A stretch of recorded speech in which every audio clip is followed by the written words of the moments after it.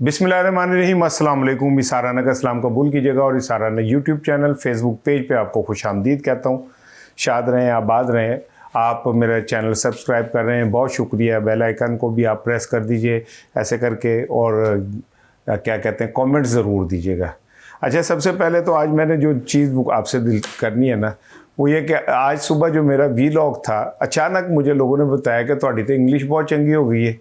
मैंने ऐसे ही देखे, मैंने कहा मेरी इंग्लिश कैसे चंगी हो गई, मेरी तो इंग्लिश में कंपार्ट थी एफए में, और मैंने 2 दफ़ा सैपली में इंग्लिश पास की थी। उन्होंने कहा जी ਤੁਹਾਡਾ वीलॉग तो इंग्लिश में चल रहा है। मैंने फटाफट देखा तो जनाब इंग्लिश में, और लहजा भी मिस्टर हेलो हाँ मिस आराना ये वो।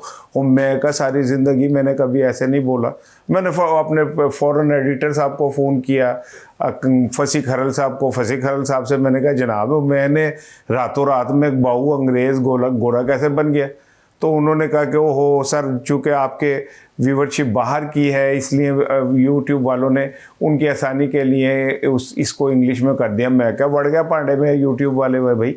और भाई मैं उर्दू में बात करता हूँ, मेरे सुनने वाले उर्दू में, लिहाजा भाईजान मैं आपसे माफ़ी चाहता हूँ, वो इंग्लिश में हो गया। वो वैसे एक ऑप्शन होता है जब इंग्लिश में आ रहा हो तो उसी यूट्यूब पे ऑप्शन होता है कि आप उसे उर्दू में कर सकते हैं सुनने के लिए। लेकिन मैं भी जाहिर है मैं एडा कड़ा मैं PhD का, और आपस की बात तुसी कहने PhD हो। तो आज का भाई वीलॉग मेरा ऐसे जाया है, ये इतना अच्छा वीलॉग था, मेरी आपसे इतनी मज़ेदार गुफ्तगू थी। Anyway, thank you very much for being with me. आज कल से, बल्कि 3 दिन से 4 दिन से जो हाइप बन गई थी इमरान खान साहब के हवाले से कि लो जी खान साहब की तो पक्की है रिहाई, और खान साहब, मैंने आपको बार बार कह रहा था कि रिहाई तो मुमकिन ही नहीं है ना, वर्क ही पाड़ दें कि रिहाई मुमकिन हो। हाँ, हॉस्पिटल शिफ्ट हो सकते हैं खान साहब, मैं ये बात बार बार कह रहा था, और ये मैं अभी इस पे अब भी कायम वो आज जो कुछ भी हुआ वो हमारी अवामी उमंगों को आसमान पे लेके गए। हम आम आदमी भी ये कहता रहा लो जी आज फैसला आ जाने, और आज जनाब इमरान खान जो है ना हॉस्पिटल शिफ्ट हो जाए। यानी अंदाज़ा करें कि अब हम इतनी बेबस कौम हैं कि इमरान खान की रिहाई तो गई दूर, अब अभी इसी पे खुश है कि ठीक है भाईजान आप उसे हॉस्पिटल ही शिफ्ट कर दें यार। आज वो इस्लामाबाद हाई कोर्ट में केस की समाअत थी, और उसके बाद उम्मीद ये की जा रही थी कि जनाब इस समाअत के बाद जस्टिस अरबाब ताहिर साहब और जस्टिस खादिम सोमरो साहब जो हैं वो एक अच्छा फ़ैसला देंगे। लेकिन वो फिर वहीं पे फैसलाबाद के घंटे घर की तरह घूम के चीज़ फिर वहीं आके खड़ी हो गई, पहुँच होंगे वहीं खड़ी हो गई आके। और 2 घंटे की क्या नाम है समाअत हुई। बाहर मीडिया पे एक शोर मचता रहा कि बस जी फैसला आने वाला है, बस जी फैसला आने वाला है, बस जी कम चुकिया गया। और उसके बाद फैसला ये आया कि जनाब उत्थे ही गल रुक गई, और उनका कहना यह था कि नया मेडिकल बोर्ड बनाए। वैसे इसमें 2 चीज़ें तो है, हर चीज़ में एक पहलू निकालना चाहिए पॉजिटिव। एक तो ये है कि उन्होंने कहा जी चीफ कमिश्नर साहब मेडिकल बोर्ड बनाए, और मेडिकल बोर्ड जो है वो इमरान खान साहब के अहले खाना के साथ इन टच रहे। हुकूमत रिटर्न जो है तहरीरी तौर पे ये लिख के दे कि डॉक्टर नदीम कुरैशी जो हैं वो इमरान खान की फैमिली के साथ इन टच रहेंगे। अब सवाल ये पैदा होता है कि मेडिकल बोर्ड कमिश्नर ने बनाना है, चीफ कमिश्नर ने, तो चीफ कमिश्नर साहब को क्या ज़रूरत पड़ी है कि वो मेडिकल बोर्ड बनाए जिससे इमरान खान के डॉक्टरों को एक्सेस मिल सके। जे एक्सेस मिल नहीं होती तो रोला इन्ना कादा पैंदा, फिर तो ये सब कुछ ख़त्म हो जाता। तो वो जो मेडिकल बोर्ड बनने जा रहा है वो एक और जिसे कहना चाहिए कि एक लाल बत्ती है। और उसमें जनाब अली इस्लामाबाद हाई कोर्ट ने कहा जी उन खान साहब को तो शिफ्ट करने की ज़रूरत ही नहीं है, और खान साहब का इलाज ही बहुत ठीक जा रहा है। लेकिन इसके बावजूद भी उम्मीद मैं अगर फ़र्ज़ करूँ मैं आप लोगों को हमेशा कोई उम्मीद दिलाता रहता हूँ, वो ये कि अगर ये जो बोर्ड बनेगा ये अपनी रिपोर्ट ये दे दे कि हाँ जी खान साहब को ज़रूरत है, तो ईद से पहले खान साहब शिफ्ट हो जाएंगे हॉस्पिटल। मैं अपनी बात पे अभी भी कायम हूँ कि खान साहब की हॉस्पिटल मुंतकली का मामला ख़त्म नहीं हुआ है, पेंडिंग हो सकता है, डिले हो सकता है, लेकिन ये मामला ख़त्म नहीं हुआ है। आज क्या कहते हैं इस्लामाबाद हाई कोर्ट के अलावा भी अदालतों के अंदर बहुत सारा कुछ चलता रहा, सारा कुछ शोर होता रहा, लेकिन जो आम आदमी तवक्को कर रहा था या इमरान खान के अहले खाना तवक्को कर रहे थे, बल्कि कल मैंने आपसे ये कहा था कि इमरान खान के अहले खाना की मुलाकात भी कराई जा सकती है। तो आज जुमेरात थी, तो मैंने इस बुनियाद पे कहा था कि खुद हलीमा खानम साहिबा ने कहा था कि हमें ये यकीन दहानी कराई गई है कि आपकी मुलाकात भी होगी। तो जुमेरात सी मैं मुलाकात हो जाएगी। लेकिन मुझे ऐसा लगता है कि हमारी अदालतें जो है ना, उन्हें खुद इंसाफ की ज़रूरत है।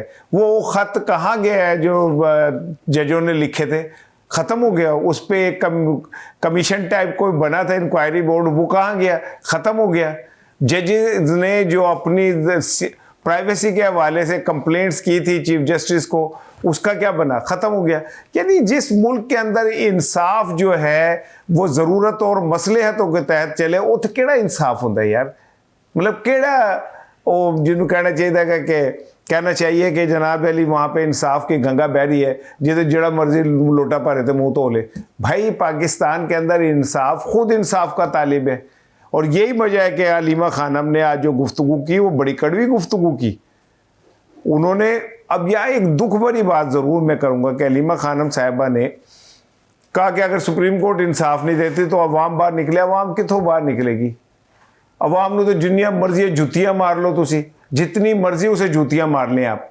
मेरी ज़बान फिसल जाती है, पंजाबी की तरफ चली जाती है, फिर मैं वापस उर्दू की तरफ आता हूँ। बहुत सारे लोग मुझे कहते हैं जी आप पंजाबी का तड़का ना लगाया करें, लेकिन बहुत सारों को पसंद भी है, ज़्यादा को पसंद है, तो मैं इसलिए तड़का बीच में लगा देता हूँ ताकि आपके साथ मेरा कम्युनिकेशन लेवल आपका मेरा एक सही रहे। एनीवे, अब वो जो आज हलीमा खानम ज़ाहिर है बहन हलीमा खानम एक वकील के तौर पे सामने आई है।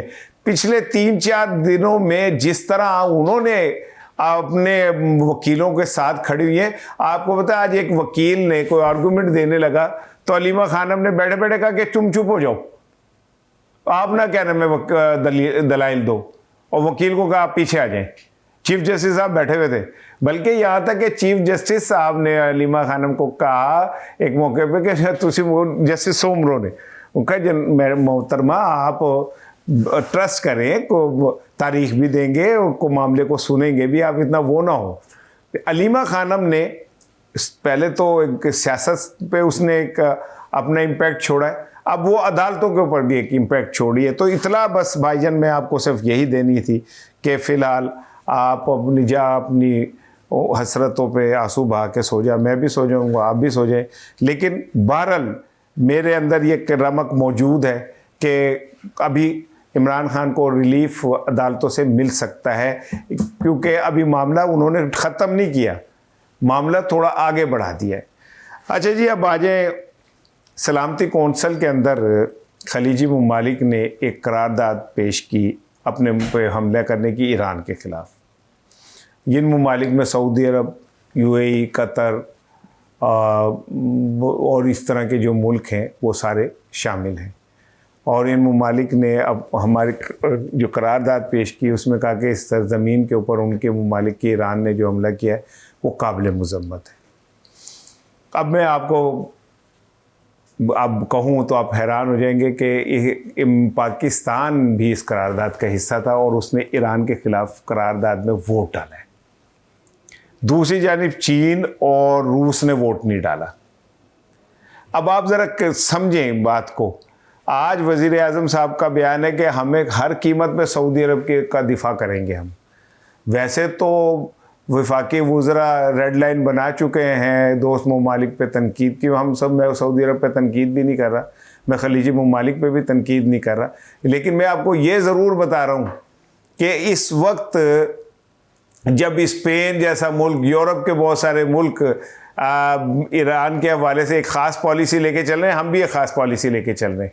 आज हमने सलामती कौंसल में जो वोट डाला है ईरान के ख़िलाफ़, और उसके वर्डिंग अभी एग्जैक्ट मैं आपको नहीं बता सकता, लेकिन ये ज़रा उसका लुबे लुबाब ये है कि ईरान ने बहुत गलत किया है, उन्होंने खलीजी ममालिक के ऊपर हमले किए हैं। लेकिन सलामती कौंसल ने ये करारदाद भी मंजूर कर ली है, लेकिन सलामती कौंसल में ईरान के सदर की हलाकत, ईरान के अंदर जो स्कूल की बच्चियों की हलाकत, ईरान के अंदर जो बड़े पैमाने पर तबाही है, उसके हवाले से कोई करारदाद अभी तक मंजूर नहीं हो सकी। ये सलामती कौंसल पता नहीं, मुझे लगता है कि कोई गैरत शर्म नामी कोई चीज़ होती है ना, सलामती कौंसल में वो ख़त्म हो गई है। OIC तो वैसे ही फौत हो गया, उसे तो जहर खा के मर जाना चाहिए। इस्लामी तंजीम जो हम बनाई हुई है इन्होंने सो कॉल्ड, उसे तो वैसे ही फौत हो जाना चाहिए। और सलामती कौंसल में बहुत अरसे से कह रहा हूँ, ये सलामती कौंसल नहीं है, ये ईरान की वो अमेरिका की एक लौंडी है। तो आप देख लें कि इतना फाशिज्म हुआ है ईरान के अंदर, इतने बड़े पैमाने पे तबाही हुई है, आप सोच नहीं सकते।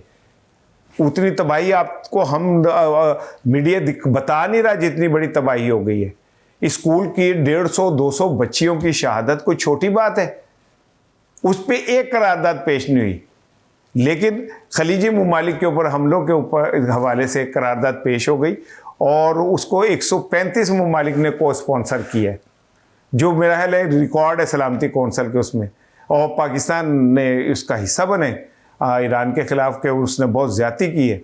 लेकिन कहीं ये नहीं आया कि इसराइल के यहूदी और अमरीकी डोनाल्ड ट्रंप जहनी मरीज़ जो है उसने जो कुछ किया है उसके ऊपर कोई एक लफ्ज़ बोल जाए तो ये दौर मुझे ऐसा लगता है कि मुनाफ़कत, बेशर्मी और खौफ का एक दौर है जिसमें डोनाल्ड ट्रंप जैसे जो लोग हैं वो दंदनाते फिर रहे हैं। दूसरी जानिब अंदाज़ा करें कि हम तो नहीं ट्रंप के ख़िलाफ़ एक लफ्ज़ भी बोल सकते, लेकिन ट्रंप के ख़िलाफ़ वाशिंगटन के अंदर एक मुजस्मा लगा है जिसमें बदनाम ज़माना जो जेफरे एप्स्टन है और ट्रंप दोनों को दिखाया गया। और वो जो टाइटैनिक वाला वो एक सीन नहीं है जिसमें वो अर्शे पे खड़े हैं, वो लड़की जो है ऐसे खड़ी है और उसके पीछे वो लड़का ऐसे हाथ करके खड़ा है, वह मैं तो इन्हें की देखी सी को मैं सीन दे ली नहीं टाइटैनिक देखी सी। वैसे आपस की बात है, मैंने टाइटैनिक अभी तक देखी भी नहीं है, लेकिन वो वाला मुजस्मा जो है वो वाशिंगटन में लगा दिया गया है।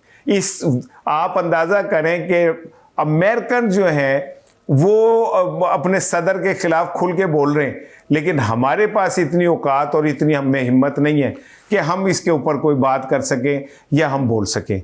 अच्छा जी, एक और चीज़ सुन लें। पाकिस्तान के हवाले से तो मैंने आपको बता दिया, अमेरिका का आलम ये हो गया है। कल मैंने सऊदी अरब का भी आपको बताया और अमेरिका का भी बताया। आज अमेरिका ने भारत की एक कंपनी से 838 खरब का ना एक मुआहदा किया है। 838 खरब का, मेरा ख्याल है जितनी साड़ी इकॉनमी है ना उसने का मुआहदा हुआ है। और इस मुआहदे के तहत भारत अमेरिका के अंदर एक ऑयल रिफाइनरी लगाएगा। ये 50 साल बाद एक वाक़या होगा जिसमें अमेरिका के अंदर ऑयल रिफाइनरी लगाई जाएगी। और वो जो है ना अंबानी, अंबानी एक तो जब अंबानी का नाला ना मुझे अंब याद आ जाते, तो वो अंब मैं क्या कहूँ साढ़े को वो अंब भी नहीं गए।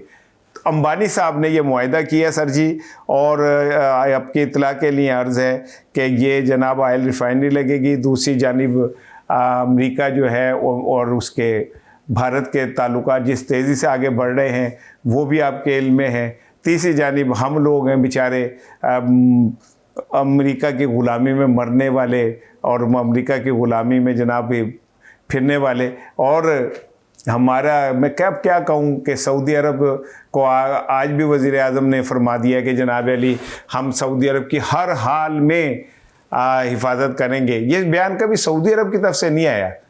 मेरा ख्याल है कि हम there is no free lunch, लेकिन सऊदी अरब तो अब हमें लंच भी वो लंच बॉक्स में नहीं करा के दे रहा। वो सानू कीमे वाला एक नान फड़ा रहा, वो भी टूटे है तो दही भी नहीं सुटे है, और हम उसी कीमे वाले नान के पीछे अपने मेंटेलिटी के बाइस भागते फिर रहे हैं। लेकिन पूरी दुनिया के अंदर जिस तेज़ी से पाकिस्तान के हुक्मरान एक्सपोज हो रहे हैं, शायद दुनिया में कोई हुक्मरान एक्सपोज नहीं हुआ। अस्सलाम वालेकुम।